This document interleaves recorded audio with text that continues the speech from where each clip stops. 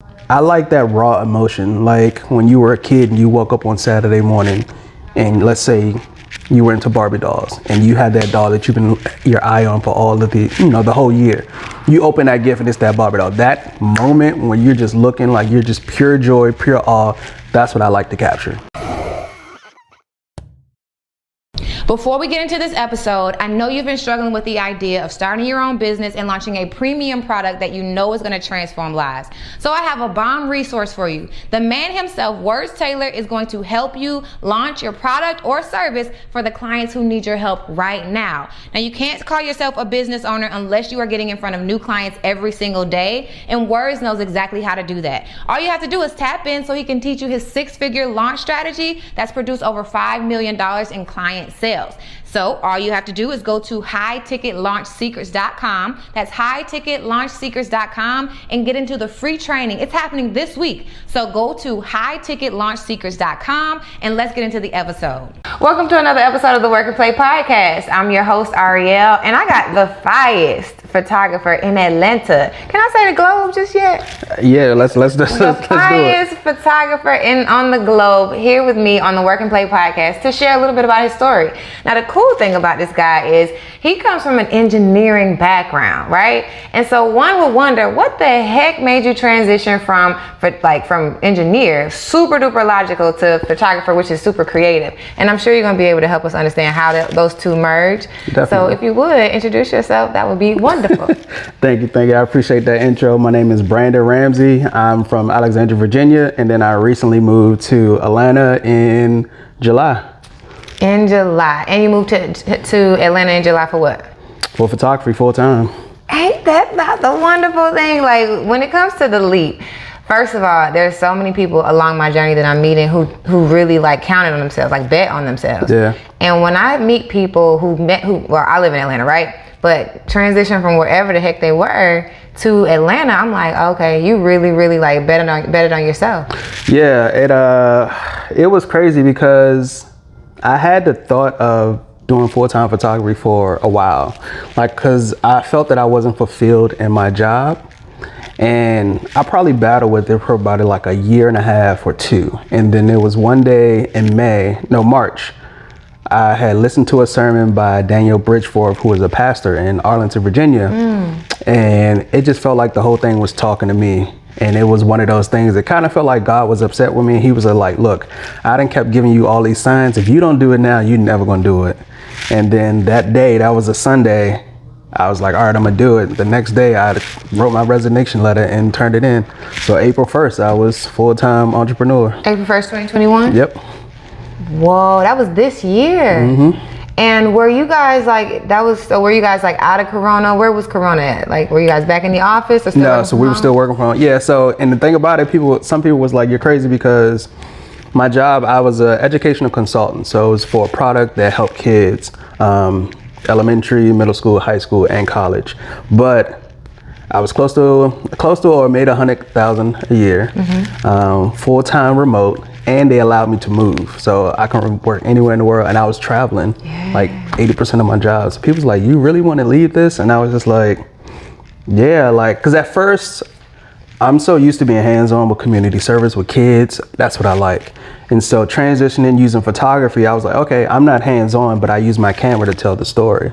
So me still working that job, I went from being hands-on to being a consultant where I actually help the teachers who help the students. Okay. The level of remove, and I didn't have that fulfillment. And so it started to play out because I was usually a top performer at my job, but that last year with Corona, I could never like crack like number 2 or number 1. And it was just like, I don't understand why. Like, I do my job, I'm very punctual, I'm competitive, so I'm always trying to be at the top of the leaderboard. Oh, that's what you meant when you said crack number 2 or number 1. There's a leaderboard that you guys do like monthly? Yep, every month.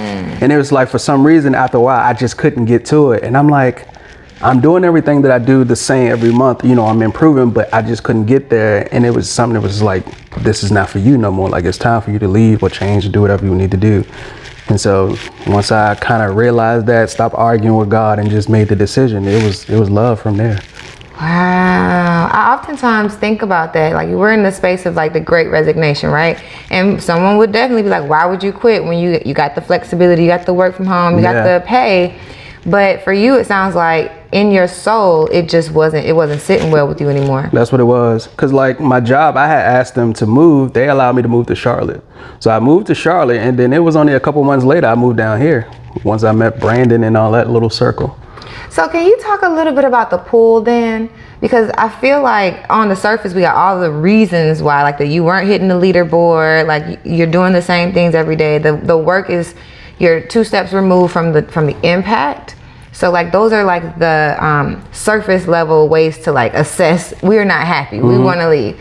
But like, what did it feel like? You're right before you got to the sermon, you're experiencing, I'm imagining like some type of a pull. Yeah. And what was it like for you going to work every day, trying to hit the leaderboard, but you don't even want to be there anymore? Yeah. So it was a struggle, because I knew that I could do the work and I was capable because I've done it before. And that's what I'm known for. Like, oh, okay, so we know Brandon gonna come through in the clutch. He's gonna help us make our numbers. So it got to the point that I started thinking to myself, like, are you not good at your job anymore? Like, what's really going on? So once I started to sit back, and I'm just like, I don't know, that's not it. Like, something else has to be toying with me. And so then also I've always had this thought, like, I want to do something else. So like with photography, I had found a situation because I knew I had a full-time job. So I was like, okay, let me find a situation where I can hook up with someone, they book the clients, I just come and shoot. So I found a media company up there that just did just that. So he would book it, set it up. I would either be his first photographer or his second photographer. So that worked for a while. But then I realized I was still missing out on opportunities during the week because I was at my 9-to-5 job. So like, I'll have an opportunity, like, oh, can you come shoot this client? We're gonna be such and such on Tuesday. I'm like, no, I gotta work. So I kind of started feeling bad, like, bro, like I'm missing out on something. I need to be doing this. This is gonna get me to the next level if this is what I really wanna do. So that pull was just like, all right, you got this tussle back and forth. So I just started going to God, like, I know I asked you for a sign before, but can you make it a little bit more prominent? Like, just tell me, like, you need to quit. Yeah. So after a while, you know, just going back and forth, I started doing like daily devotionals. I started doing fasting. I started just doing a whole bunch of stuff to kind of just get myself aligned with what I need to do, right? And like I said, once it came to a head with that sermon, it was just like, all right, this is what it is. Yeah. What I love about your story is that it didn't take something really drastic or something like negative or what do you call it, like a fatal situation for you to realize or wake up that this is a path that you wanted to go on. Because when you say you knew that this was the path that would take you to the next level, it sounds like it was going to take you to the next level as a human. Yes. Not like in terms of career and stuff, because we all know, like, once you leave that 6-figure job, there's a whole journey. So when you decided to make that journey, did you prepare yourself for a financial shift? I did not. It was funny because that was one of the reasons why I was waiting so long, is because, you know, everybody said, oh, you need to have at least 6 months put away. You need a contingency. You need this, you need that. And I was working on that. But like, got to the point, it was just like, no, like, bro, I can't stay that long. It's not going to work. And when I quit my job or fired my boss, it was just like the next day, you know, that realization set in. I was like, oh shit, like, you ain't got enough. Like, how you gonna pay your rent? What you gonna do? Blah, blah, blah. And I was just like, did I make the wrong decision? And I was just like, you know what? I'm gonna stick with it. I'm gonna trust God and I'm gonna try. But there's many nights I went back to God. I was like, you know what? Maybe you can just throw another 9-to-5 this way, give me on the up and up. But yeah, it was definitely a reality set in that next day, but I stuck with it. And it was funny because that next day, that evening, Brandon called me for a job. So he was like, yo, are you free like Thursday? And I was like, yeah. He was like, all right, bet, come on down here. And I got a job for you. And ever since then, I just been rolling. I love how that happens. I was like, man. It's like, you know, we're both college educated, right? So there's practical and then there's theory. Yeah. When it comes to trusting God, there ain't no theory. You got to do it. But as soon as you do it, because you can't really, I can't coach enough people to say, as soon as you trust him, you'll see. Yeah. That's one of those things that you really, truly, we can do all the planning in the world, but as soon as you trust him, it's like a Hail Mary, but it was already on its way. For sure. Hey. Definitely. Do you know the story in the Bible about Abraham? Yeah. So where he was going up the hill, Yeah. He was supposed to be sacrificing his son, and yeah. then there was a ram caught in the thing. Yeah. I oftentimes feel like that's what it feels like to finally like trust. When you finally just do the thing, and then right around the corner Brandon calls you, that's the ram in the bush for you. Yeah, and it's like God is like, until you pass this test, you're gonna go through it over and over again. So a lot of times we like, nah, I don't want to do it that way. I'm gonna do it another way. And he's like, all right, I'm gonna just keep giving you the same one until you get it right. Dang. So now that you're in Atlanta, Brandon gave you that call, and since then you've been booked and busy. Yes. What is your photographer life like now that you're here? Right now it's a little hectic because now that I'm here, it was so much information. Like just being around his circle, just hearing what they talk about, it was like, okay, I want to do this, I want to do that. And then I had to speak to him, and I had to sit back and think to myself, like, all right, which way do I go? Like, who do I follow? Who do I listen to? And then he was just like, you just got to pick one and go with it. He was like, you can't do everything at once, so pick one and go with it. If photography is your thing right now, pick that, and maybe you can do something else. So we talked about like credit repair. Okay. So I worked on like my credit. So I did that a little bit, but photography was my main goal. And then that's kind of where I'm at now. And so in photography, I'm at a place where I'm setting up my systems and getting the automation in place so I can actually expand and take my photography to the next level. Because right now it's me and I have like one other person, but eventually I want a whole team. So I want to have other photographers, other videographers. And then also when someone purchases my package, I want to be able to have a makeup artist and a hairstylist there.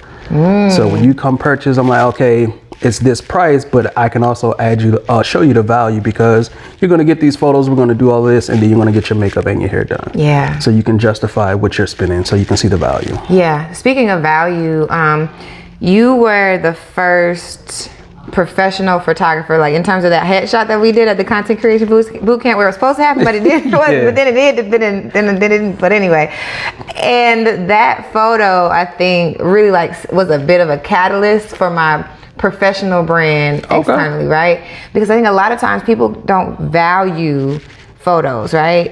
When I was in corporate, the last headshot that I took, the company was just like, no, actually there was a group, like a you know how we have those business group, resource groups, and they had a photographer kind of set up, and that was my last professional photo. It lasted me maybe like 5 years, right? Like I wasn't getting updated my content.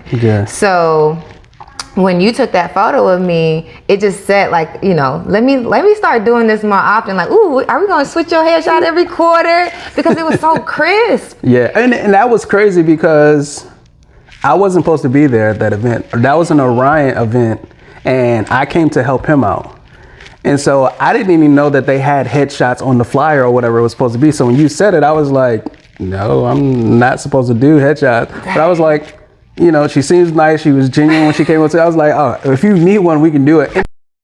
Like 5-10 minutes. Yeah, you killed it though. That was dope. Yeah, so I'm glad that helped. Also, speaking of the value, it was the way that it was 5 minutes, but anyone would think coming to the situation, oh, we just did it 5 minutes, I can just set up a camera and do it myself. You blurred out the background, you moved some stuff like way back on the table to make it look like everything was placed properly. So your eye, the way that you did it, like anyone would think, oh yeah, 5 minutes, I'll do it. And then after someone like me does it themselves, they're like, oh, I need some help. I need some help. And so when you're saying like, your next level is putting together the makeup, the hair, and being able to just kind of bring the production to them. The value is, especially if there's someone like me who's an entrepreneur, they want to actually like have a professional like persona out there. Don't try to do it yourself, y'all. Listen, I'm speaking from experience. It's really like having a professional to like put that stuff together is amazing. So let's talk a little bit about your journey. Okay. Because we definitely have to connect the dots. I'm super curious about the photography, but I think we're gonna get back to that part. So when you were growing up, right? What was your thing? Because you went to this really logical field of engineering. So like, what was your like passion? What did you want to be when you grew up? Got you. So in high school, I was always good at math, and that was kind of my downfall because I didn't really care about anything else. So math was cool. I didn't have to study. I'll go in, I'll ace a test, which created really poor study habits for me.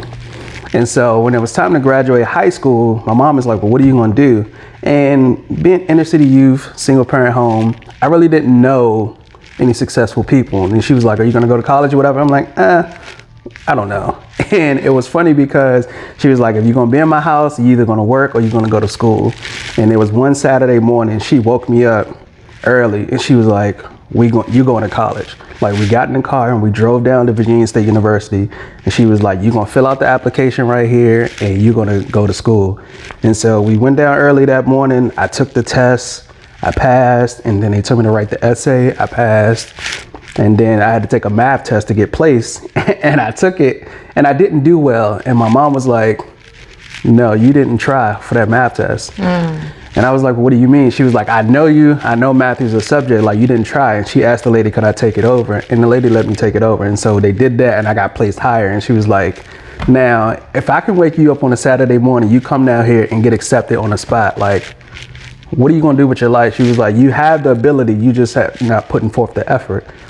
And that was how I got into Virginia State University. And then they was kind of asking me like what I want to do. And they asked me like some physical education. I was like, nah, that's too easy. So I ended up going with engineering because I felt it'll be a challenge. Wait a minute. We sitting here looking at physical education and engineering. You're just like, I think I'll challenge myself. Yeah, I was like, I'll do that. I was like, it got math, I'll do it. Okay, I want to get to that challenge, but your mom, you grew up with your mom. Yeah. And your mom obviously pushed you to like just try. Yep. What was it like kind of growing up? Was she an entrepreneur herself? No. So she had a 9 to 5? 9 to 5 all her life, she's been an accountant. Okay, and so maybe that's how she knew you were good at math. She could pick up on those skills, maybe? And I mean, math was so when it came to math, like that was a subject, like I can just do it. Like I would ace all my tests and everything. Any other subject like reading, history, all that, nah, that was out the way. I would always forget homework, not do it, but math, I was always intrigued and did it. Okay, well shout out to mom for picking that up. And then you said you decided on engineering because you wanted a challenge. But up until this point, you hadn't really applied yourself at all. So where did this like mindset for a challenge come from? I have no idea, to be honest. Like that was just what I picked. Because I was like, okay, they do a lot of math there. You know, maybe that'll be something I want to do. And I just went with it. Okay. So when you went with it, what was it like? Like, did you know what you wanted to do in engineering? You just chose the major? Like, or how did they roll out the career opportunities? Yeah. So with engineering, I kind of went the mechanical route because I like to see stuff done. Like, we in here, we put together this couch. At the end of it, you could be like, I made that couch. Like, I like that satisfaction at the end. And so I went with mechanical and I got into it. And then I started to realize and understand how things work. Like, oh, this how it flows, or this goes here. So one thing that really caught my interest, we used to work on a lot of engines. That was cool because it was for race cars, but I like bridges. So I should have went in towards civil, but I stuck with the mechanical because I like to understand how they work. Like, okay, the reason why they use triangles because it's one of the strongest, shapes that you can use, and the way the structure is and the loads and stuff like that. So that was really interesting to me. And so that's just where I went. Okay. So at this point, it's just interesting. Yeah. It's interesting. It's not a passion. It's just like something like, okay, cool. All these things that I can get into, I could possibly. And while you found an interest in the space, you decided to still go mechanical. Is that because of the prestige, or was it easy for you? No, I just like that at the end because they work with all the different fields. So they work with electrical engineers, they work with civil, they did all that type. So there was always a mechanical engineer somewhere to kind of actually how things function and put together. So when it all comes down to it, I'm hearing the word stability. Yeah. Because a lot of times when I'm talking to us, right, we somehow everything goes back to like a foundation of like stability. And I think that's what gives us the comfort when we get our 9 to 5. Yeah, that was definitely a mentality.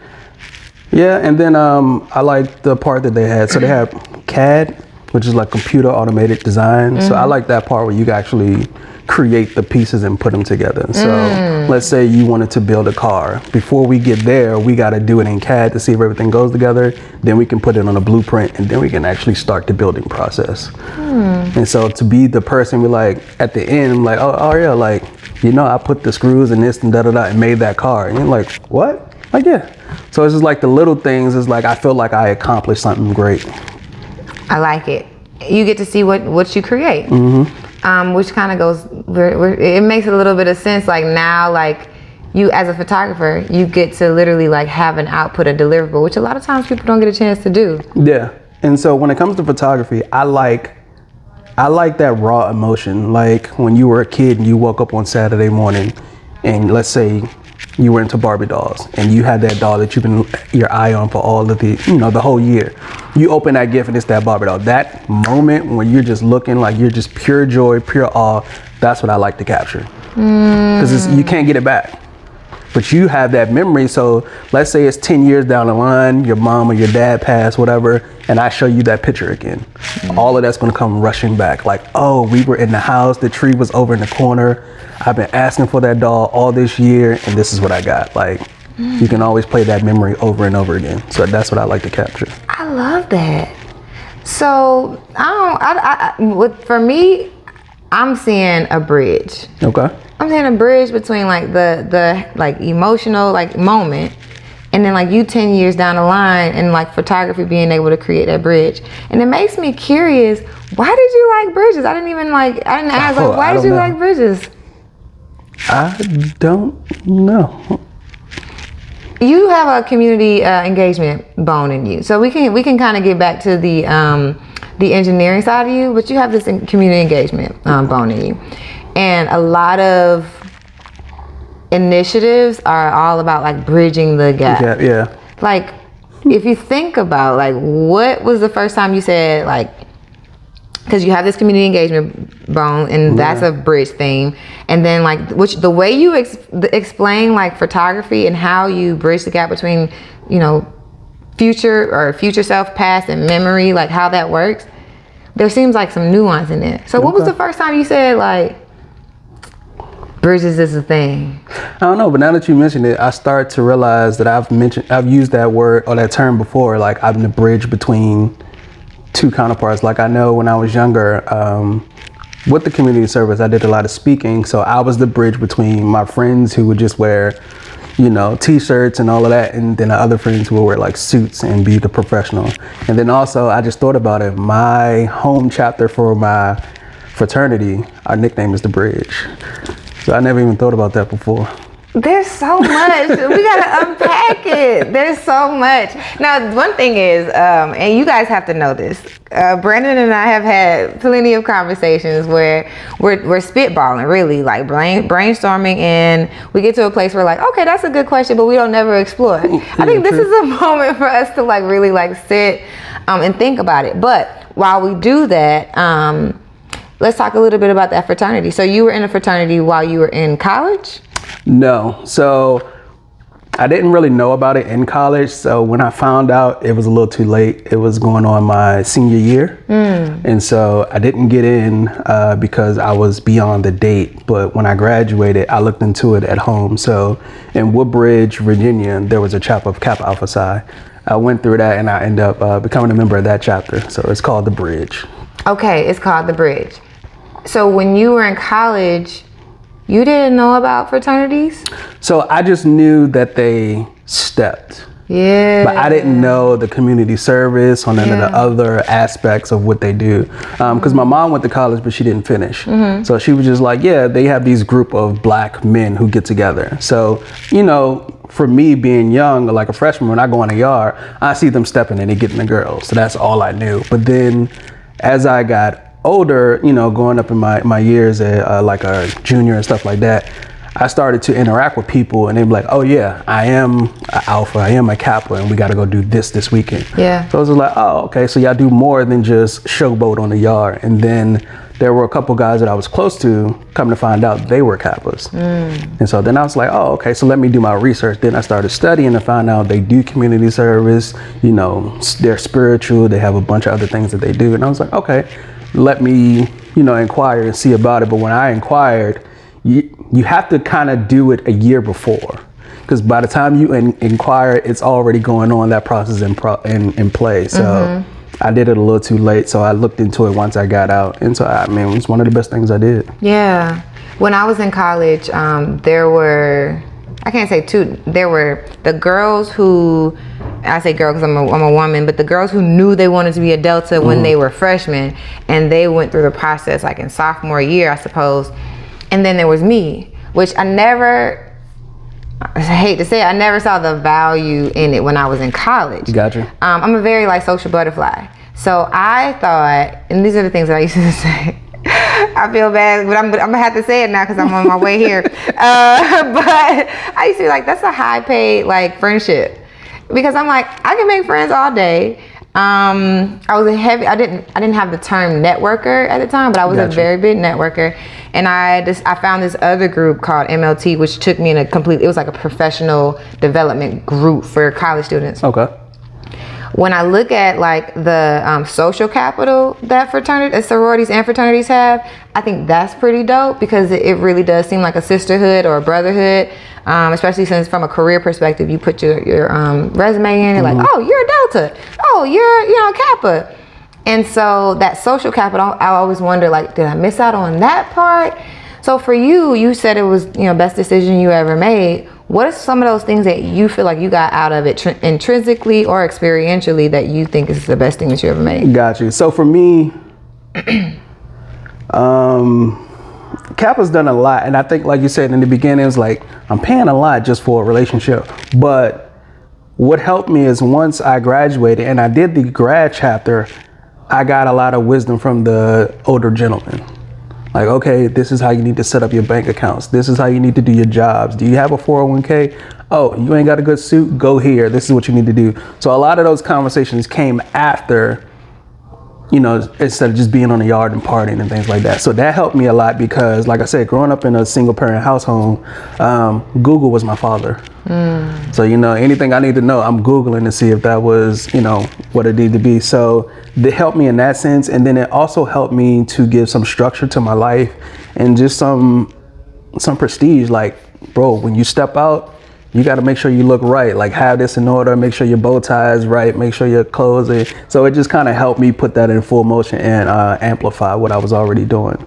So I think in those aspects, it helped me. And then also when it came to like going different places. So I may go somewhere I don't know nobody, and it's like, oh, I do got this network I can tap into. Let me see if there's a local chapter, if anybody's around that is a Kappa, and they can, kind of give me the rope ship around. So in my job, when I used to travel a lot, I didn't know anybody in those cities, so I would tap in, go in, be like, oh, okay, in Indianapolis, is any Kappas in the area, and they'd be like, oh, the chapter house is on such and such street, or they're having this meeting. You just go tap in and you'll be able to talk to people that are in that area, and then they can tell you where things are, good restaurants or where you need to go and things of that nature. Yeah.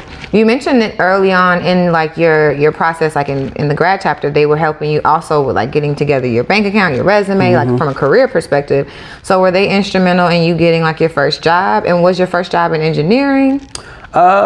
No, because I was already in that path. So I was part of a community program, was called Reach in DC area. And so it helps inner city youth to get your communication skills together, your interview, suits, and then they do all type of community service projects. And so I was in that from a young age. So I was kind of already groomed and on that path. So I had done internships on Capitol Hill for like Verizon and stuff and things of that nature. So I was already there, but Kappa helped me take that to the next level. One thing about when it came to engineering, I was cocky when I was in school. So I felt that you really couldn't tell me nothing. I guess that was part of because I didn't have a father figure in the house. So the authority thing, I wasn't a fan of. You've always been the man of the house. Yeah. So, because when I was in school, my dean, like me and him used to bump heads all the time because he would try to get me to do things certain ways. And I'm like, no, I'm not doing it. I'm gonna do it my way. And so we used to always get in arguments. And my mom always say like, yo, you're hard headed. Like you just want to be stubborn, do it your way. And so I had got an opportunity to go work for Northrop Grumman when I graduated. I didn't want to What's go. Northrop Grumman? So it's a big like engineering firm, like top tier. So if you're there, you're gonna be there for life. You're in it, you're good. So I got the opportunity to go work for them, but I didn't take it because it was in Norfolk, Virginia. So that's kind of like, I don't know, it's like the country going from here. So I was like, I don't want to go. Yeah, I was like, I want to go back home. I'm trying to go back to the city, da da da da. So I didn't take that opportunity. One of my friends, I went back home and I had the hardest time finding a job. And I was like, damn, like, so that's, I don't live with regrets, but that is one decision I would probably go over. But if I did that, I wouldn't be here right now. So exactly, it kind of works out. The way that I hear it, you were cocky, and that's who you were. That's who you were. That was your being. If anything could have changed, you would say humble yourself, right? Why do that? Why would we want to do that? True. That's the only thing that I could see that would have shifted your trajectory in that space. So you decided, you know, I'm gonna wait it out. We waited it out and we saw what happened. And so then what happened? So I'm extremely passionate about helping corporate professionals transition into entrepreneurship. So I had to share the one thing, the number one thing that helped me develop as an entrepreneur, and that's the morning meetup. I joined the morning meetup specifically for the structure because I'm leaving corporate America, so I'm used to those morning huddles. We got our sales, we know what our goals are, and we get our day started. So I was missing that for 2 years before I even found the morning meetup. Now, the second thing that I really benefited from was the revenue. Revenue generating activities was not necessarily a thing before 2021. Now, I had my LLC, I had my website, I had a few clients here and there, but the momentum really took off as soon as I got around like-minded individuals and people who really knew the struggles that I was already dealing with, that I could get over my fear of sales and communicating my value and putting myself out there on social media. The friends that I've developed, the mentors and the mentees that I've created relationships with, everything has really created this environment for us to thrive as entrepreneurs. So if you want to develop as an entrepreneur, you're leaving corporate America and you're trying to figure out how do I get my footing in entrepreneurship, then the morning meetup will definitely be a game changer for you. You can learn with us, you can grow with us. And I didn't even mention that we have a book club. Join us in the community. Let's get started today. You will not regret it. I had a couple engineering jobs from there, but it just wasn't panning out. Like I had one that was in Richmond. So I used to work for a company that used like boilers and broilers and things like that. So like the air conditioning, heating, all that stuff to make buildings run. Okay. But the person I was working under, he retired and then they like did away with the whole program. So from there, I just went back home. I was like, I don't know what to do. And then I kind of just did some odd end jobs. Like I used to work for Our Eyes. So I was a lab tech. Because they was like, oh, you have like a technical background. Let's see how you do in the lab. And so I was actually making eyeglasses from scratch. Did you enjoy that? Yeah, it was pretty cool. Like just to make glasses, and I know that's going to help somebody. Like it kind of came at a moment for me. There was a baby that came in, was like 6 months, but they had like some eye disease and they needed glasses at 6 months. So being able to make those glasses and them being able to see, like to see the smile on the child's face is like, okay, it's worth it now. So that was pretty cool to actually make eyeglasses. So I did that for a while. And then I just kind of did other odd jobs until I really got into the consultant space. And that actually came from, that was a fraternity brother. He was like, what do you think about going into this space? And I was like, I don't know. He was like, well, think about it. You do community service, you do public speaking all the time. You're always helping somebody do something. Like you can be a consultant. And I was like, okay, I'll try it. But what does community service and everything have to do with consulting? Because I guess community service, like you're always hands-on with like kids, you're in the space, you're helping them put things together, you're walking them through the process, you're showing them from A to Z. So that's kind of how it translated. Okay, let me create this program for you. This is where you start and this is how you get to the end, and I'll help you along the way. Okay, so you're developed, you have the engineering background. You've had jobs, technical jobs and engineering jobs. You do community service, so you find yourself using that information to teach them how to do something, like creating a program. Like what was one of the programs that you created? I'm trying to understand. Yeah, so, I mean, there was a couple things. So when it came to the kids, I mean, some of the simple things we did, we helped them get jobs. So, okay, you need to take this so you can, and a lot of kids that we had, they were from other countries, so their English wasn't that great. So, okay, this is what we need to do. We need to put you in this ESL class or whatever it may be to get your English up. You need to take this so you can get your green card. You need to do this so we can get you in school. So those are kind of like the easier programs, but then we also created programs to help put them through like, okay, we're going to create an outreach program in this community that doesn't have any youth. So let's open a community center that's teach some of these people how to be directors, health aid providers, whatever they need to be, and allow that to grow. So we did different programs like that, and those are kind of things that I help different people with, and that kind of translated into me being a consultant, because people always tell me like I'm very technical and I need A through Z. Like I need to know A through Z before I can even teach to someone. So when it came to being a consultant, I had to understand the programs and the products that we provided people. Yeah. And so these programs and products help students figure out what college they want to go to, what are their strong points, what are their weaknesses, what they need to work on, and things of that nature. So just being able to walk somebody through that A through Z to help a student get in school was what I did well. Got you. And when you say we, It was like a consultant team, so it was a bunch of us. wait a minute. Okay. But even before your homeboy, your fraternity brother said, hey, why don't you do consulting? You were doing that beforehand. Kind of, yeah. So when did you get exposure to like start creating programs? What was the bridge between college, engineering, right? Your technical jobs, and then community service? Like, how did that fit into what it was that you were doing? I guess I was just doing it the whole time because, like I said, the community program, I started as like the pilot program as the kid being in it. And then I worked my way up till I was teaching it. This is the REACH program you were talking about. Oh, so when you say you were in that program growing, you were developing as a youth yourself. Correct. Then you got your first job, but you're still involved. Yeah. And then you're working these other jobs. You're still also a Kappa at this point, and you're working. But because you're a part of this organization, REACH, you're doing community service all the time. Yeah, the whole time. So you're also bridging the gap between what you're doing and you're teaching these young people. You're always like reaching back and teaching these young people different things. Career readiness, it could be technical, I'm assuming. So some of those programs were just helping you basically break down what you know. Yeah, and at one time I was a Manny too. A Manny? Yeah. Oh, you did a Manny work? I was in a house with, I think it was like 10 to 12 guys, trying to get them acclimated and off to school. So yeah. Got it. So at this point, you are an engineer by trade? What would you say your trade is? I guess when I came home, I had a couple. So this time I'm probably still doing like the technical work, like the hour eyes and other things like that, getting into that consultant work.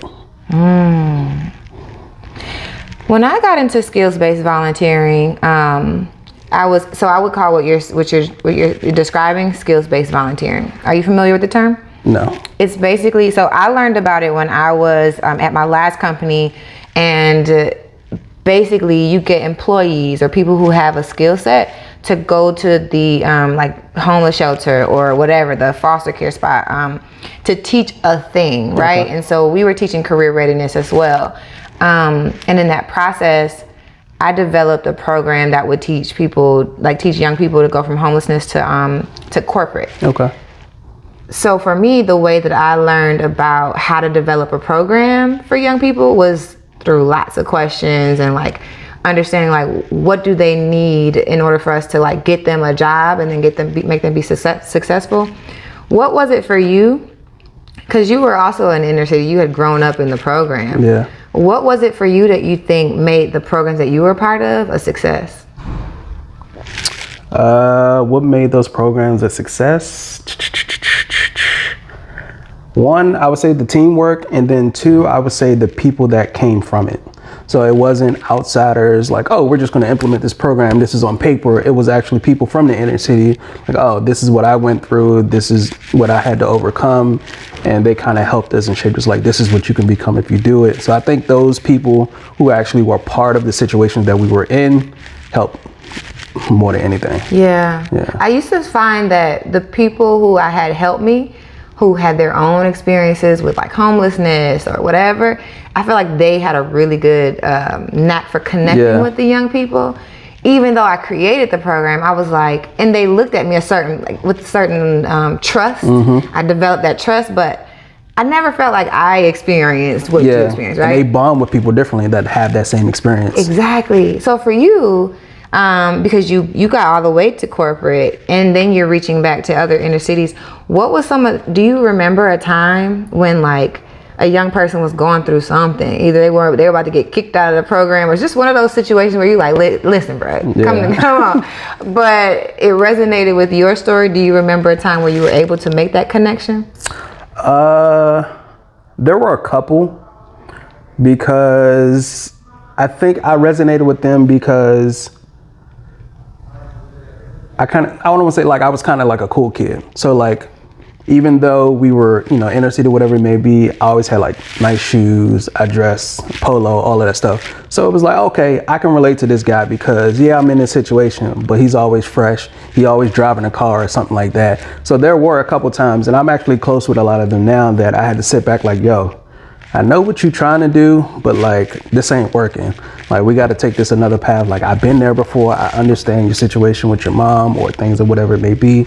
And we just got to go another direction. And it brings me joy, but I'm also sad because I had a group of 3 guys that were from DC that was that same kind of situation. And I was like, yo, if y'all don't change, like something bad is going to happen. And one young man, like, we would take him out and do things and he will see the positive, but when he go back, he's in that environment again. And the problem he had was his mom was in that environment. So it's hard for me to tell somebody to do something when you go back home and your mom is telling you the total opposite. So like, he kind of fell off, but then there were 2 other guys and they did well. Like, they went to school now, so they're doing well. They have families and things of that nature. And so they called me all the time, was like, thank you for the mentorship.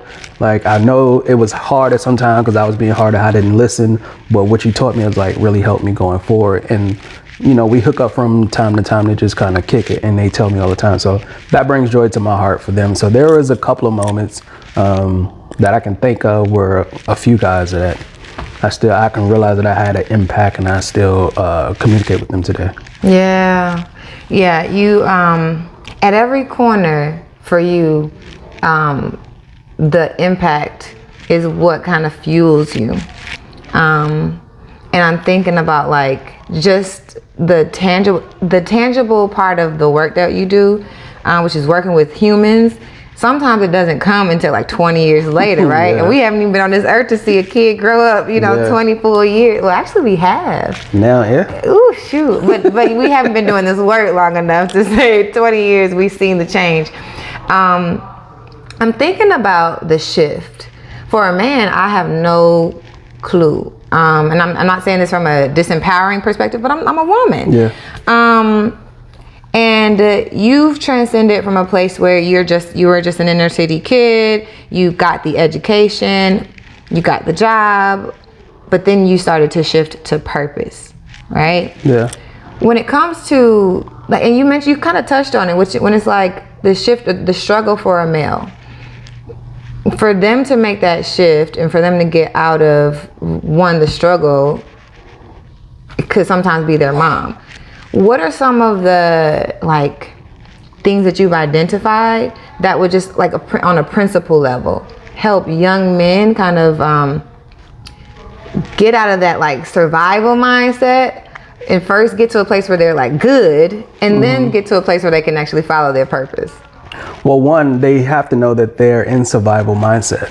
Like, a lot of people don't realize that they're surviving. Like, they're just survival. So I do whatever it is by any means just to make it to the next day. And you have to be able to show them bro, I understand where you're at right now, but there's another way to do this. So I know it's hard for you staying at your mom's house because people are in or out, or this is going on. Come stay at my house for the weekend and see what's different. So you have to show them something different first before, because they have to understand it. I kind of tell people it's like Inception. I have to impregnate you with that thought before it can grow.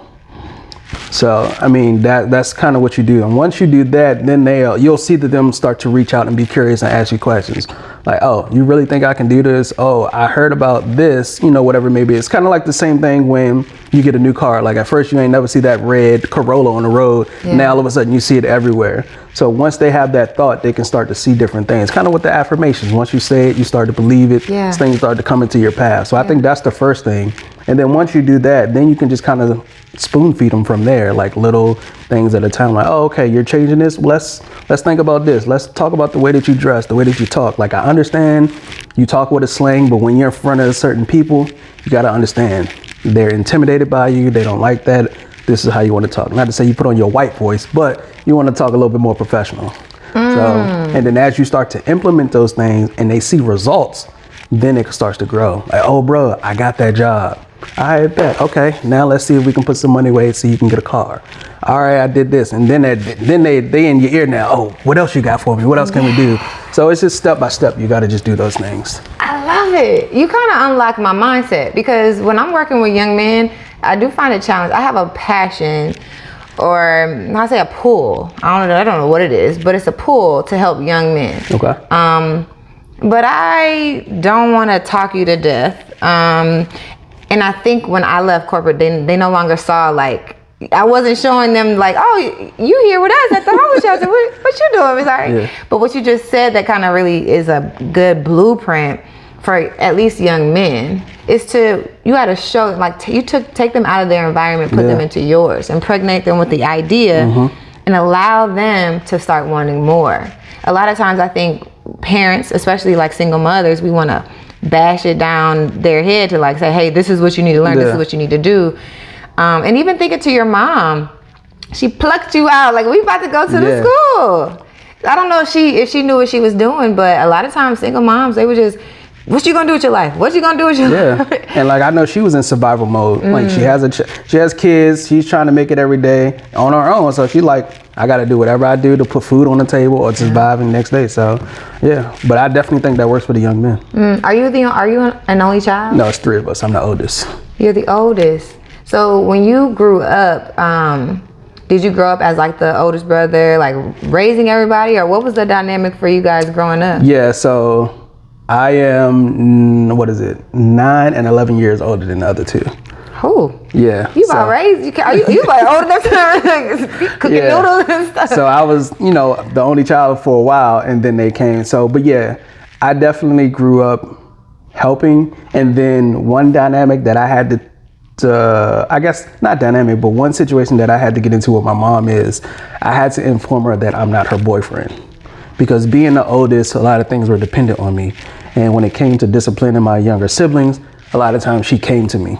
So that kind of changed our relationship. So we had to actually sit down and talk about that, which was a tough conversation, but it worked out in the end for the best. So. Okay, now we definitely have to go there, because when I think about the Social Proof 7, we're talking about like dating and like men and women dynamics.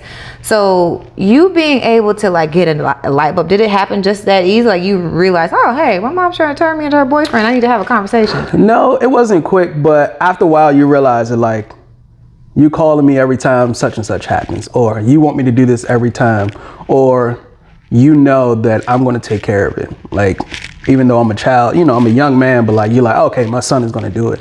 And after a while, it's like, yo, I can't do all of that for you, like, and live my life. Or like, if I have a girlfriend, like, oh, well, my son is just going to come over and do this. Like, no, I got to go do this with my girlfriend, or I'm going out to do this on my own. So once I realized that we were starting to have that issue, we sat down and had a conversation. Because I've never been afraid to like say anything to my mom. I think that's one of the traits that I have. Like, a lot of people I know, therapy is something that wasn't talked about in the beginning, but a lot of people do it. And I think it's good for people who feel that they're going to be judged if they tell something to someone they know. But for me, like, if we're close friends, like, I don't have an issue opening up and telling you everything. Like, I'm not going to be just biased and tell you my side. I'm just going to tell you the whole story and you take your opinion from there. So I've always been having open lines of communication with my mom. So it wasn't hard for me, but I can tell it was hard for her to receive it. Yeah. Because hers was like, well, I raised you, I did this, you need to do this for, and I'm like, okay. So we agreed to disagree, but at the end of the day, I think it was a good conversation, and we realized what was going on, and it allowed us to change. Wow, that's a very mature move. It wasn't like overnight, but it definitely took part, and it was good. Right, but even though it wasn't overnight, you still had the mental capacity to like navigate that situation. And I feel like it gives you, so when I think about like, a lot of people who transition from corporate to 9 to 5, some of the tough situations, like some difficult situations, just never happen until you go into entrepreneurship, because you're going from structure, following the rules, and then you go into this like uncharted territory where you have to navigate emotions and navigate responsibility. at a very young age, you took it upon yourself to have one of the most challenging conversations with someone who's really, really important. Yeah. Do you feel like as an entrepreneur now, because the reason I say this is, I do think as an entrepreneur, the setbacks that you have, like some of the ingrained childhood trauma that we have, just surfaces because you're interfacing with all these people. I can see that, yeah. Yeah. Do you feel like that made you a stronger entrepreneur to be able to navigate some of these professional conversations? Or have you ever thought about the way that you handle yourself as a professional and take charge of certain relationships? I don't think I think about it. I think that's just how I operate, how I go along. But I do know, like, a lot of people lately been telling me, like, they was like, even though we're friends, you talk to me like a counselor. Like, you don't judge me when I come to you with something, and you're always like playing the devil advocate and bouncing ideas. So I think that's just the way I communicate. So I never really thought about it like that. Yeah, it's a very sure way to be. Have you ever felt unsure? Like, what's it feel like for you? Give me an example, whether it was while you're in your job, whether you were shifting, where you felt unsure, and then how do you handle those type of situations? Well, I mean, I always feel unsure because I am the overthinker. Like, I overanalyze every situation. So before I make a decision, I've already thought about A through Z plus AA, BB, CC. Like, I've already went through all of those scenarios. So now I think being an entrepreneur has helped me because going to some of these conferences, being around these people who execute, it helps me execute faster. So now, instead of it taking me a whole week to analyze a situation, I'm like, all right, Brandon, you got 3 days. By the end of that third day, you need to make a decision. And so that has helped me, and now it has cut my process down. So now, like, by the end of the day, all right, I need to make a decision. So that has helped me move forward because I realized that you're always going to make mistakes. At first, that was me. Like, I didn't want to make mistakes. And so if I never tell you my plan, I can never make a mistake because you don't know it. So now it's more so I realize that it's about pivoting. So speaking to like Derek Harper and speaking to Mahdi, I realized like you just got to pivot faster. It's because, an example, if let's say we're building this microphone, if you go through the process and it takes you 6 months to pivot because you didn't want to ask for help, you didn't want to go through that process, it's going to take you longer. Instead of like, I try to put it together, I realize it didn't work in 2 weeks. Like, it don't work, but now I know what doesn't work and I can change it. I can pivot and go to it instead of it taking you a longer time. So it takes you 6 months to pivot. It only took me 2 weeks. So by the time you get on the right track, I'm already that many steps ahead of you. Yeah. So I realized that it's about pivoting and failing often. So I fail, but then I realize what I need to do to change that. And so I can pivot and do better. So that makes sense. So, but from a practical example, what's a failure that took you 6 months and then the next failure that took you 2 weeks? Something that took me, something that took me too long to pivot is becoming an entrepreneur. Like, I should have did that sooner. Come on. I should have did that year sooner. Like, just looking back on my success, like my biggest thing was like, am I going to be able to pay my rent and sustain myself? And then it was I know nobody in Atlanta. Like, I didn't know anybody in Charlotte. I didn't know anybody in Atlanta, and I just upped and moved. So I'm like, bro, like, I know I have the common sense to live anywhere, but realistically, bro, you don't even have the tools. So how are you going to do this? So I think if I would have took that jump sooner, I could have helped more people back home sooner and see it and make that decision for themselves. And so, like, things now, I think it's just as like my processes with photography. Like, I know in the past I may draw something out because I'm doing it myself. So now that I know that I can pivot, now, maybe editing only takes me 2 weeks because I'm not trying to do all the fine details. Maybe I'm doing X, Y, and Z, and then I return it to the client. So it's just making little tweaks in my process that I have already that I've seen the benefit of pivoting early. I got you. I think that one's speaking to me. I want to, success loves speed. Yes. And I'm always, trying to, if I have an idea, implement as soon as I get it, because otherwise it'll just sit there. Yep. Yeah. And as much as I feel like we the biggest decision is to leave, that is a big decision, but then those small decisions as entrepreneurs, I'm like, don't sit on my good stuff. Like, you got to actually act. So for you, I'm really curious about how you actually made it work. Going from Virginia, then to North Carolina, then Atlanta, you didn't know anybody. So what was the first step that you took to plug yourself in? I don't even remember. I don't even know. Because I didn't know anybody in North Carolina. Well, I take that back. North Carolina, I knew one person. My college roommate had moved to North Carolina. But when I moved, I was just like, bro, I don't know what I'm trying to do. I said, but I know I want to be in North Carolina. So can I come stay with you? And he was like, bet. And he was in Raleigh, where I wanted to be with Charlotte. So I went and stayed with him with a month. I was like, bro, I won't be here long. I'm just searching for a place. So I found a place and I made it to Charlotte. And then I'm like, what the hell do I do now? Like, I'm here. And I don't even remember how I came across Brandon's, probably like one of his commercials or one of his videos. But I was already in the mindset that I wanted to invest in myself, because I was a part of like the EYL community, and they talked about investing in yourself, learning, teaching, taking courses and things like that. So I was like, okay, I need to find somebody that's in photography that I can learn from, because that was one of the issues that I had back home in DC. A lot of people, they were kind of stingy to give that information out, because they're like, oh, you're going to take my clients.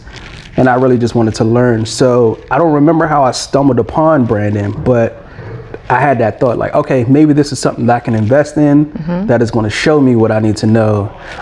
But at first I thought he was a scam. I ain't gonna lie. And I told him, because I invested in my money. I was like, bro, I don't know if you're real or not. I was like, I didn't know if you were genuine, because like his jokes, and I was like, are you just trying to get people in, or is that truly you? So I was kind of skeptical when we did the online portion of the program, but when he had the 2-day and I got to meet him in person, I was like, okay, this works. Like, he's for real, he's genuine, and he actually showed me what I needed to know. And like, we had some great conversations there.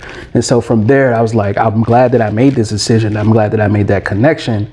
And I guess he's seen the ability that I had, my talent, and he was just like, yo, are you shooting this weekend? Like, come do this. And then he seen I was pretty decent. He was like, come on back, like, do it again and do it again. And after a while, he was like, so when you moving to Atlanta? And I'm like, I know nothing about Atlanta. I know nobody in Atlanta. I'm not coming to Atlanta. But then like 2-3 months later, I'm like, bro, like, you got some spots I can look at in Atlanta. Where can I move? Yeah, so I mean, it was just God's plan. Like, I guess once I let go and gave him the realm, like he just navigated to me where I need to be. The top 3 responses that I get when I ask, why do you want to leave corporate America, are that you want financial freedom, you want to own your own time, and you want to build a legacy for this generation and generations to come. Now, this is not a solo job. In order to transition from your 9-to-5 into entrepreneurship, it's going to take community and it's going to take resources. And I've created the community of pioneers who are going to wrap around you and help you make that transition successfully. So if you're interested in leaving your job, go ahead and click that information below. Let's get into the community and let's transition from your 9-to-5 into entrepreneurship successfully. Now let's get back to the episode. Thanks. I can hear it. Like, I can literally hear it. When you say you found him, kind of scrolling on Instagram. Probably. Yeah, because that's how I found my mentor as well. Shout out to David Shands. You said you did an online event, right? And you were supposed to learn what? So the online was like photography basics, and you learn the business side. And then the 2-day is you actually put that into play and you make a commercial at the end. Okay. So what was your experience level before you actually like found this, like these 2 resources? Gotcha. So photography, I was good. I've been shooting photography since 2014. Oh. So I've been shooting photography for a while. I just didn't really know the business side. So that was my whole thing. Like, I want to learn the business side. So I wasn't really paying attention a lot when they was going over the basics, because I was like, I know these things, but I'm gonna stay on here just in case I can learn something new. But when they had like the guest speakers, or when Brandon was talking about the business side, I make sure I was there for everyone, because that's what I wanted to learn. So, he had people like Ken Collier come on there. There was other people come on there, they talked about systems, they talked about credit, they talked about all these other things that you need. So I definitely paid attention to all of that. Yeah, I'm surprised I hadn't even asked you this, but 2014 is when you started like in photography. Yeah. I always like, that's usually the catalyst of like us like starting to explore our passion. Yeah. And I never even thought, okay, so you, in 2014, what were you doing? So that's when, in college is when I got the bug. So I worked all through college. So I needed a job, and I ended up getting a job at Ritz Camera. Okay. And so from there, you know, to sell the product, because we got commission, you had to know the cameras. Yeah. And so I was all focused on money. I'm like, well, if I sell that camera, I get 5%. If I sell this one, I get 7%. Let me see what this camera is about. And so from there, you know, just kind of learning about it and seeing people come in like, oh, I was in Africa. I got to take these pictures of the lions. I was seeing the Northern Lights. I seen these pictures. And it was just like, yo, like, this is dope. Like, I like that.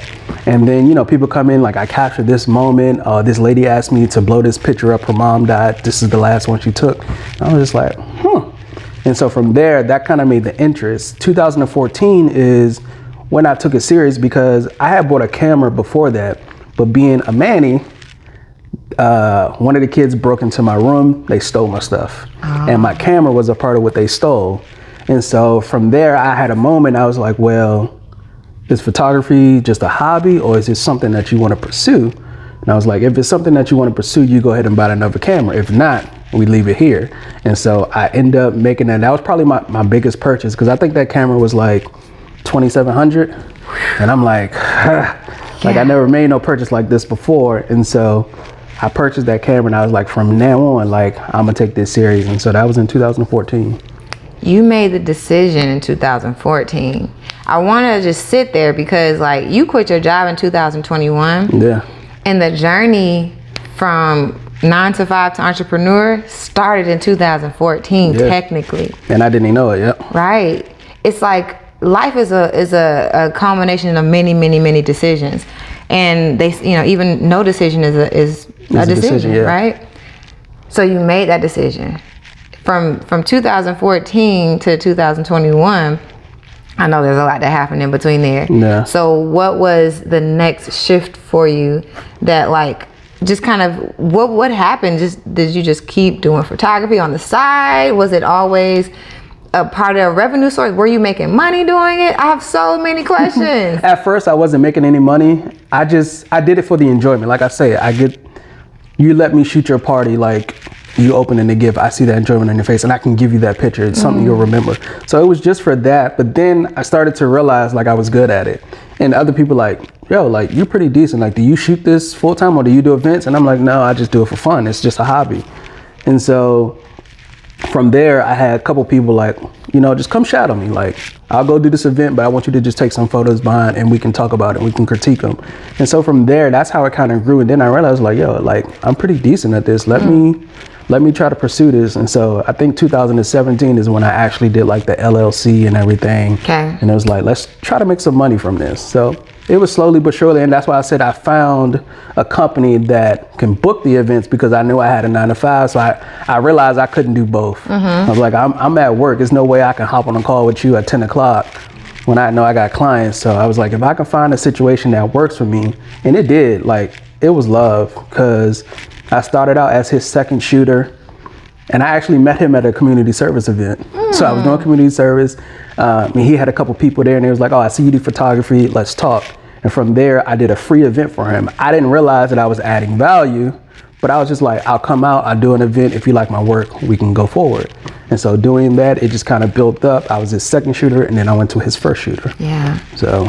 And the rest is history. Yep. So you keep kind of dropping like small gems and little philosophies throughout. Yeah, like you didn't realize you were adding value, and from there he hires you, right? So I'm thinking about like your journey. And I'm going to, like, you know, at the risk of getting like, I don't know, like, that's a good question. I'm really curious about your philosophies, right? I feel like in the way that you developed, there was guidance to get you to your 9 to 5. There was guidance to get you to from inner city to like secure, right? Stability. You following your passion, kind of going into uncharted waters from North Carolina to Atlanta, finding Brandon, getting clients, shadowing people. That part right there is unscripted. Yeah. When you think, but you're also, like I said, you're pulling out some gems that work, that you just know work. So similar to you knowing like how to add value in the room and seeing how that turns into actual clients, what are some of the things that you've learned, like that you didn't know before, that help you navigate in this space now? The networking. It's all about the connections. So I guess I kind of was getting groomed with that being in the Kappa because the networks, but I guess I really didn't put them to work. But now, talking to Brandon and all those different people, and then reading books like, you know, Who Not How and things like that, it's all about your network rather than, you know, the financial part. So like when I was going to North Carolina, like I didn't know where I was going to stay, but I had a person that was there, so I networked with, and I had a good relationship that they allowed me to crash at their place. Yeah. So I think the network is what has been most beneficial and what I probably lean on the most. I love it. I'm really like loving your story. Like you super matter of fact about it. I'm like, oh, he's dropping gems. Like you literally are helping me kind of like conceptualize the process for a lot of people, especially those who they feel like they're destined for more. They feel like there's something pulling them, but they don't necessarily like make the move, right? Yeah, and that's what it was. Like I felt there was always more. Like when I was at home, I'm like, this can't be life. Like my mom's struggling. I see family members struggling. Like it has to be something better. Like this is not how we're supposed to live. And so that's when you start to search, you start to seek, and you start to find other people. And then you realize like, okay, they don't seem to be having the same problems I have. They living good. Like, what are they doing that I'm not doing? Yeah. So you just try to be around them. And I realized like a lot of those conversations happen after the conversation.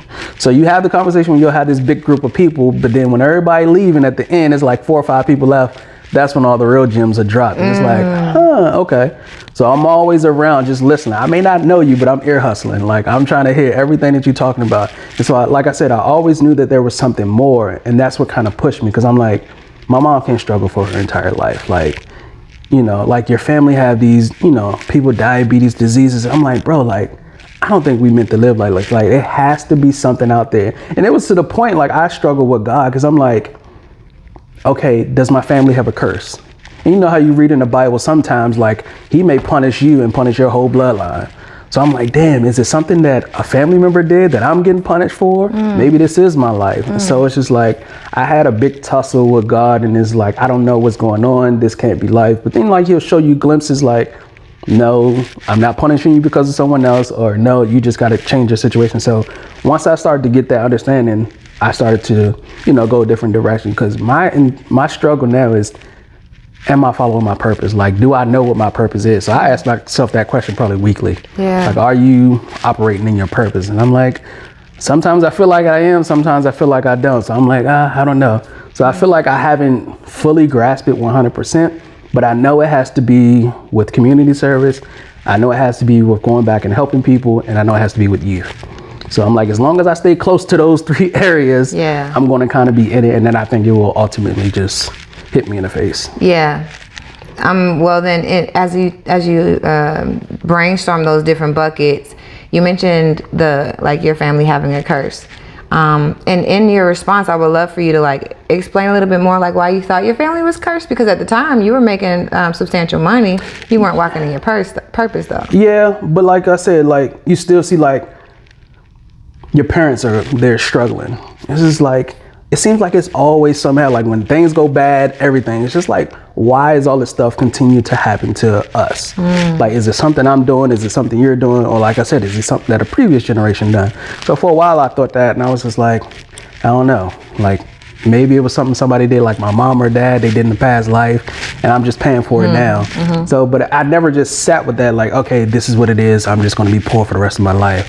But so I always still had that feeling in the back of my mind, like, nah, it gotta be something else. But then I realized it was just like the lifestyle. Like you had to just get out of that negative energy. Like it was just toxic, the way people operate.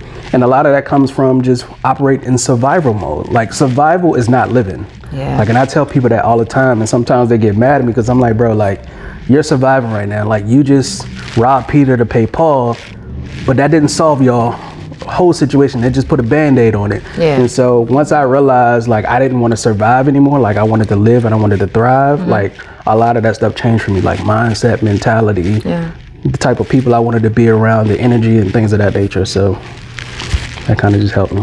Yeah, I love it.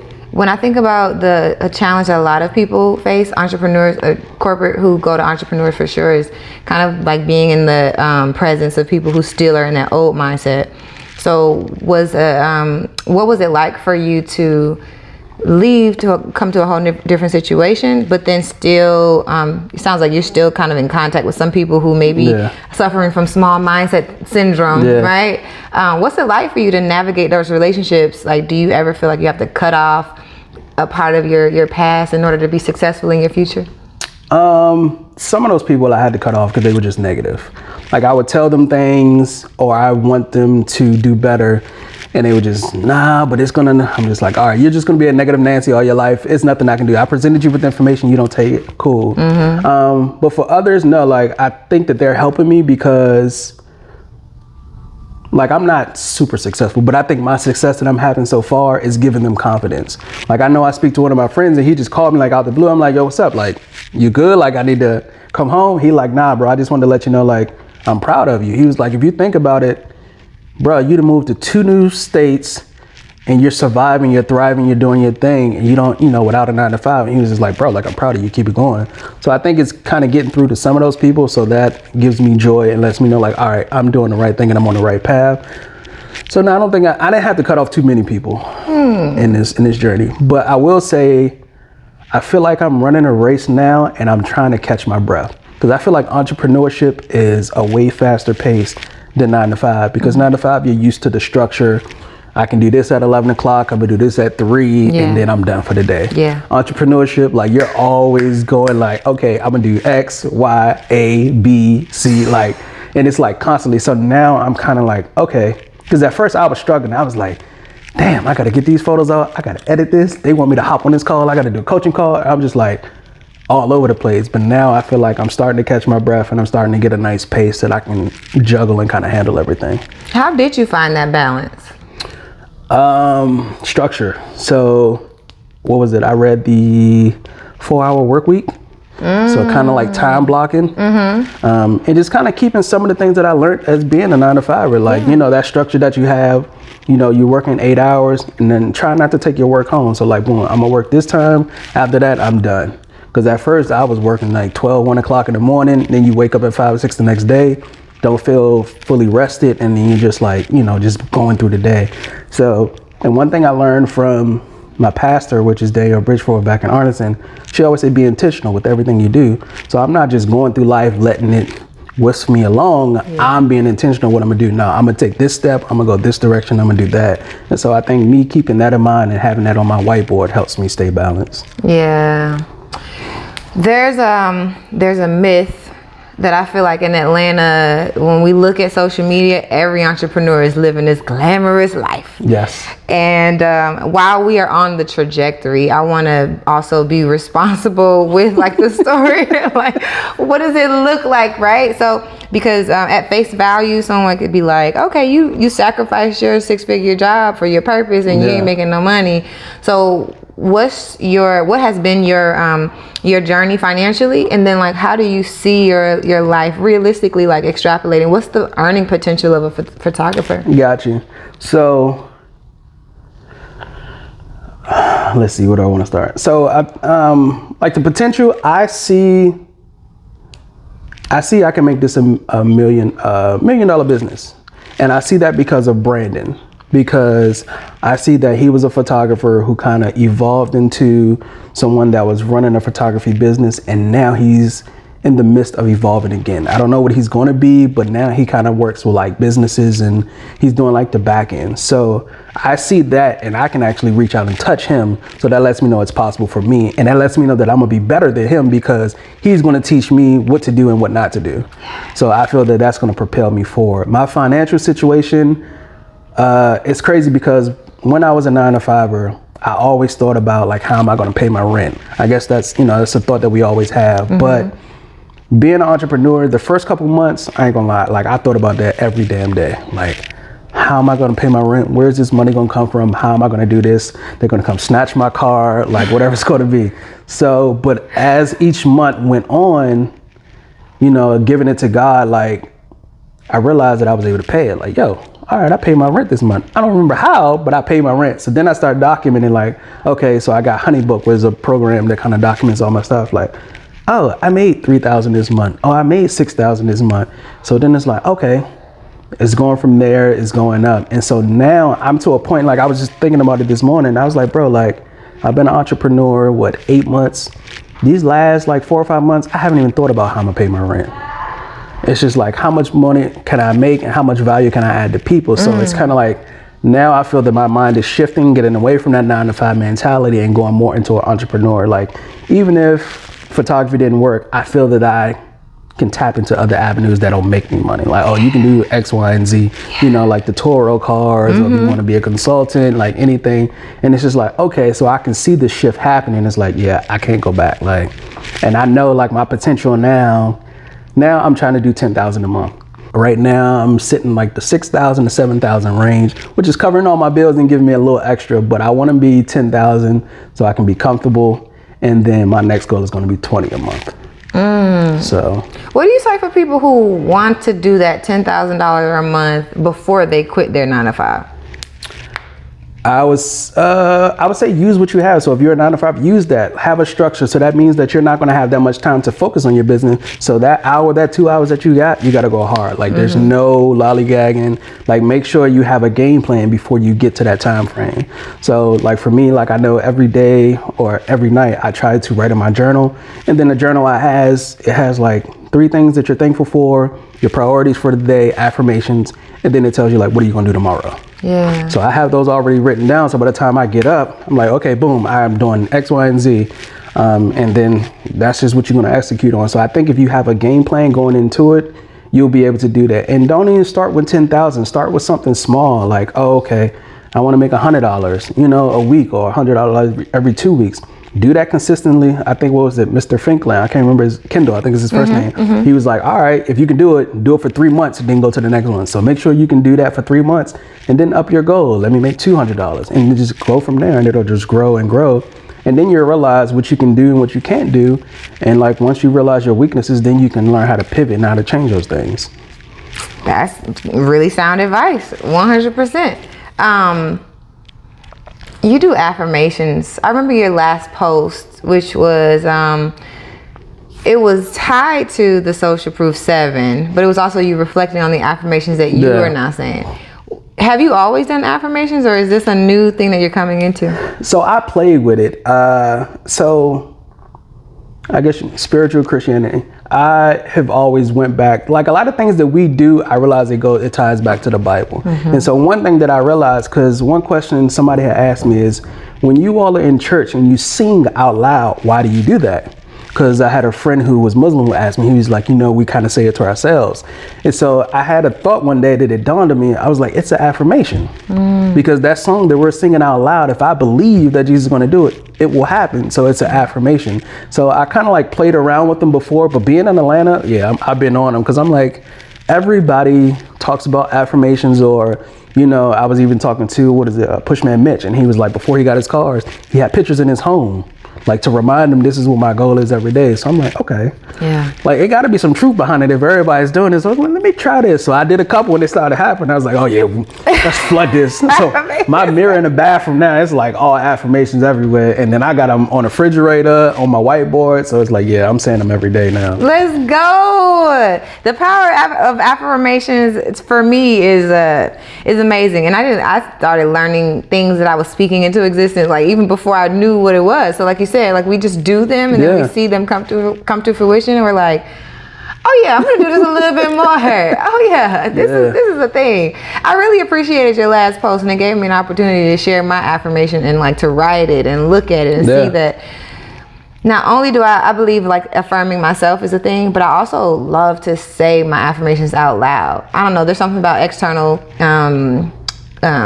accountability that I like. It's like, it's the question that Dave does, like, where are you going to be in 5 years, so that when you do it, I can say it's like, y'all saw me when I said I was going to do it. I got to be on it now, like hold me accountable. That's how I feel about it.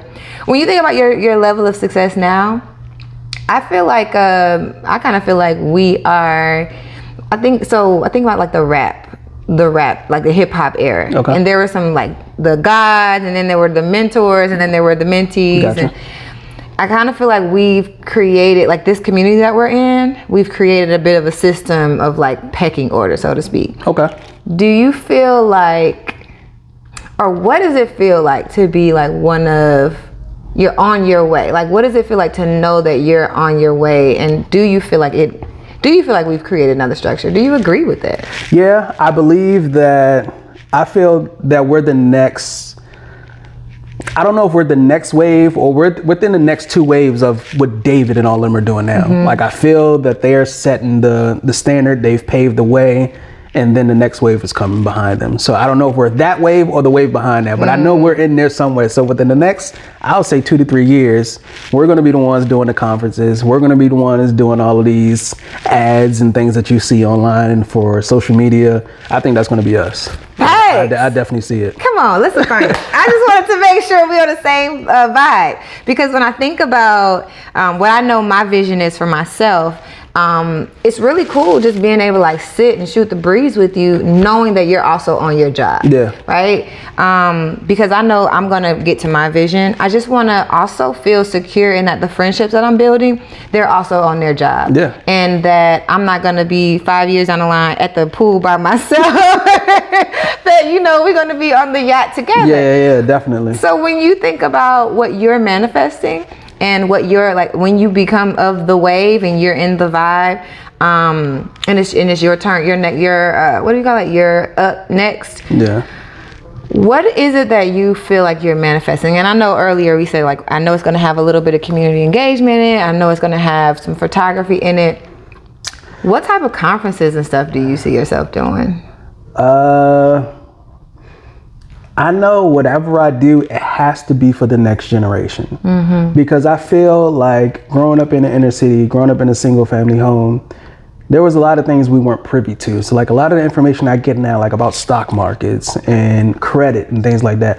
Like growing up, I had a bad relationship with credit. Everybody tell you, don't get no credit cards. They bad, they not gonna work. I love credit cards now. That's all I use every day. So I know it's going to have to be teaching the previous generation. I mean, so if it's a business conference, if it's a photography conference, whatever it is, it's going to be teaching the youth, and it's not going to be just giving them that. It's going to be giving them everything. Like, I'm going to give you my whole blueprint.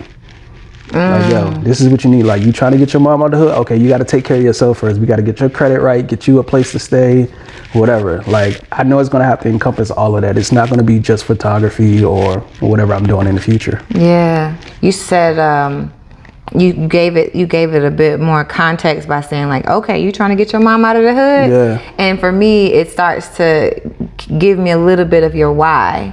Because, like, I'm looking at the ETs of the world and, like, people who eating out of trash cans and, like, people who had to eat syrup sandwiches growing up, and just like I never want this to be my life again. Yeah. When you think about, like, your situation, what is that syrup sandwich or eating out of trash can experience that you had, or that is your syrup sandwich moment, that is your driver, that connects with that young person who's like, oh, you trying to get out of the hood? What is that thing? I mean, like, I've actually eaten syrup sandwiches. Like, I think that's how I connected with a lot of the youth that was in the program, because a lot of them, like, okay, you drive a nice car, you got on nice clothes, you don't know my struggles. And I'm like, nah, bro, I grew up 2 blocks from here. Like, there was times we didn't have power. Like, I know my mom had to decide between, am I going to buy food? Am I going to, get the lights turned on, things like that. So I was like, no, like, I understand your struggle to the T. Like, I can tell you situations I've been in. So I think for me, it's just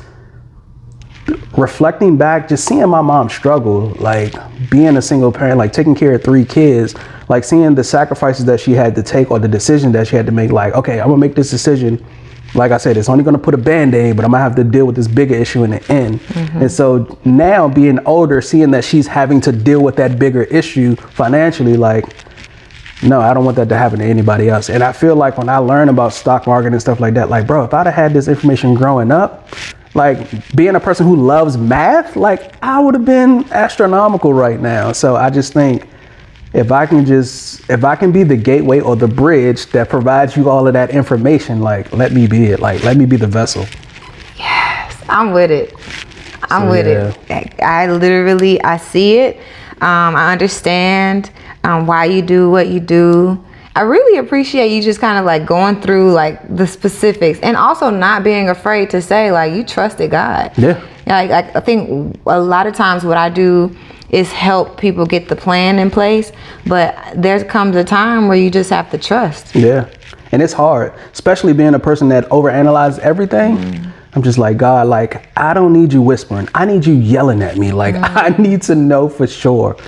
And sometimes it's like, it's not going to be theoretical. Like, you just have to take the leap and it's just going to happen. It's like, well, I didn't plan for that. Yeah. You couldn't. Yeah. There's no way you could plan for that. So you just got to, like you say, and then from there, you have to realize it, because that's going to help your confidence grow. Like, okay, when I get to another position or a situation where I'm hesitant on making a move, just think back, oh, when I was doing that thing before, I let go and let God, and he pulled me through.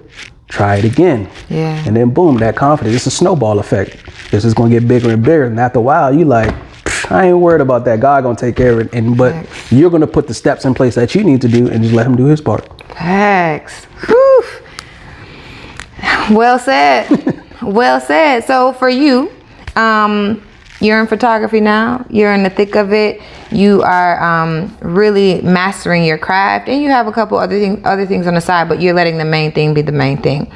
What is it that you're manifesting like now for the next 12 months that we can actually see come to fruition and be like, oh, he said he was gonna do that? Yeah. So for me, I was just thinking about this last night, because I was thinking that I think I looked at like a Wallow little clip or something, and he was just saying like how your goals are within reach, so you're not making them bigger now. So for me right now, next year I want to do 300,000 with photography, not with anything else I'm doing on the side, but just photography. So that's going to take me actually putting systems in place, putting automation in place, and actually getting a community of shooters that I can use. Like I know Brandon has his community, and that's going to help me grow and expand mine, but I also want to have some core people that I can rely on, and that will allow me to step back and do more of like the back end and run it, rather than I'm shooting every event.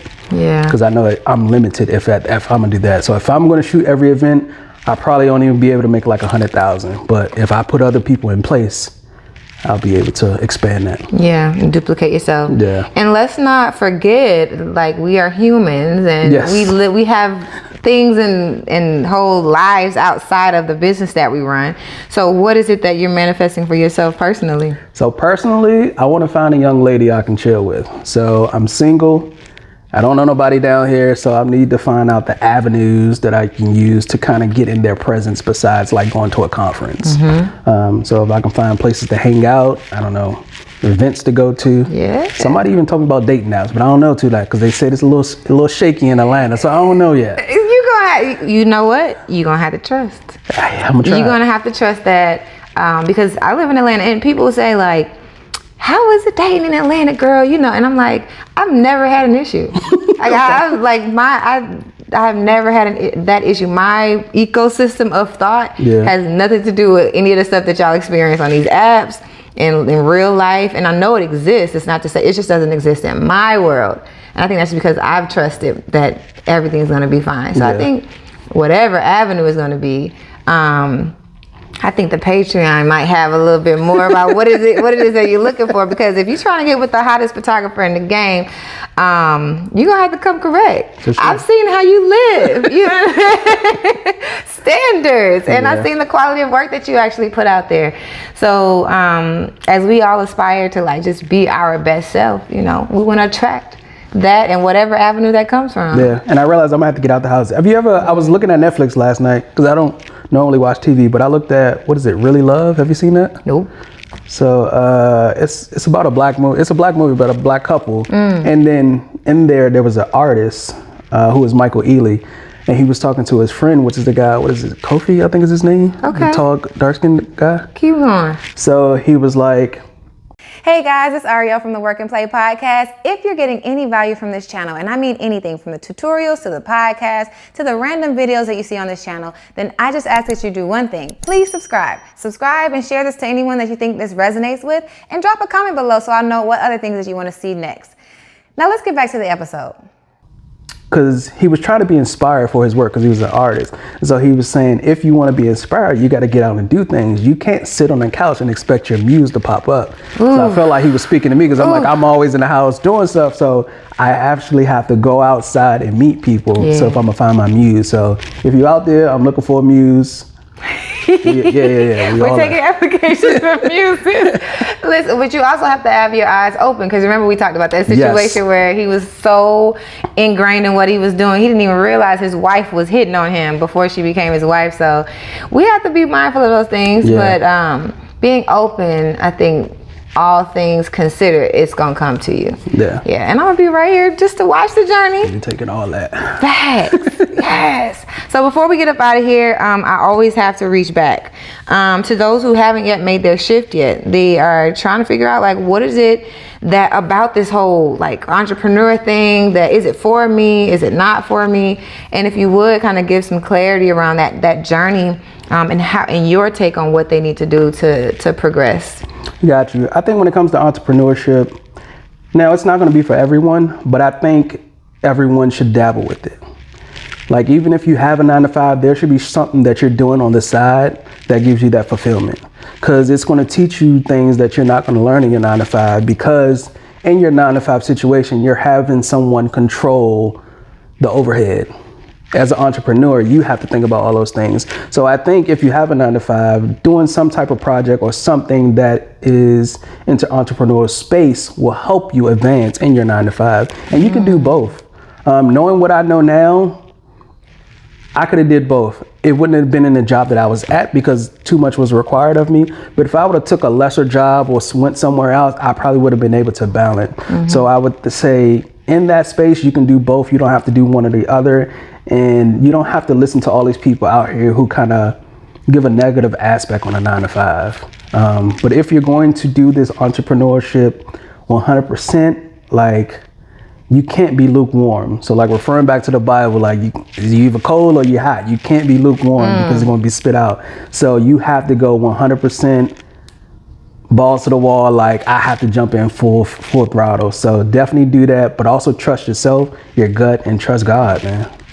Facts. I cannot leave you guys with any more wisdom better than this man has done right here. You know exactly what you need to do. So if you're on that journey and you're trying to figure out, how do I make my life look more like that, then if they need to reach out to you, they want to connect with you, or just continue watching your journey, how can they continue to watch you? Sure. So you can reach me on IG or Facebook at Brandon. So it's BRANDN_RAMSEY. And stay tuned, because I'm going to put a coaching series together, and I'm going to start dropping a lot of content, because I don't drop nothing at the moment. Let's go. We'll see. By the time the coaching series comes out, you guys might be hip to figuring out how to get in touch with him in that regard as well. So stay tuned, all right?